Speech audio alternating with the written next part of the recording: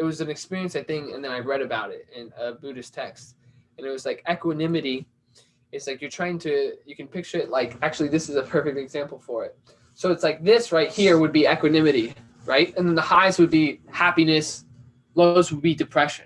So you go through life and you experience a high, and you notice right after a high is a low. So like I took that, like I saw that very clearly, like partying. It's like the night before, so much fun. I'm having a great time. The morning, and even for many days, I feel terrible. I feel empty. My body feels like crap. You know what I mean? So I was like, why am I going so far up just to feel down when if I just lock in at that equanimity state, that equilibrium, I feel really good. And it's not like a good, like I'm ecstatic, I'm partying, I'm having fun, but it's like a internal contentness. Like this is what I should be doing. Like that sense when you're out in nature and you just take a deep breath and you're like, nothing can bother me. Yeah, it's like that contentness, that equanimity. And I think like same thing like in situations, like if you can always just come, no matter what you're feeling great, come back to that equanimity, because everything, it's temporary, right? The life's ongoing, goes up, goes down, sometimes less, sometimes it's more. You always come back to that state of equanimity. I just had a quick realization.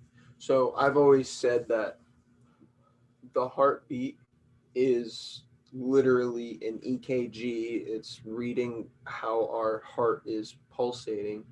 As a animal, as a human, ours is different than other animals, right? That is literally just like when you hear a radio sound wave, right? It has a different tone than when you see a light, right? Yeah. So everything is some sort of energy wave. This is our actual energy wave. This is our aura. This is what is always being spewed out into the world. And this is a perfect understanding and diagram of how we experience life, our ability to experience life, the different things we can experience. And it's perfectly signified by the actual heart data, right? Like you're high, like you're stressed out, you're in an anxious state, right? Your heart rate's going to go, woo. You're chill, it's going to be more baseline. And I think the idea is to be able to make the transition. We want to be able to experience the highest and the lowest. And not be attached to it, not stay there. Yes. And also be able to transition in and out of them at a steadier pace. Yes. So not necessarily be able to go so high and then crash, but to be able to go so high and then, okay, I get it. I have to experience something more negative now to humble me, and that's okay. Yeah. But I'm going to stay maintained in a thought process that you understand it's temporary. So it's like a lot of times it's like like chronic sadness.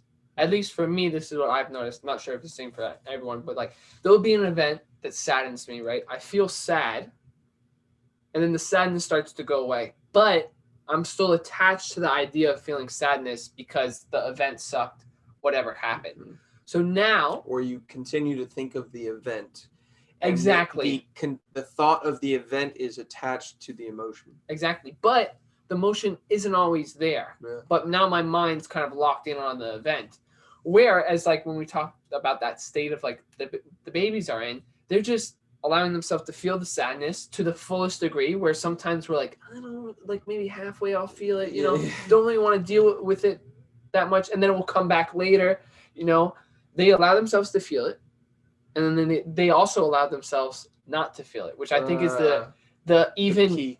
Yeah, it's I think almost the harder key. Like it's one thing to allow yourself to feel some things, but it's another really hard task to allow yourself to let it go when it's time.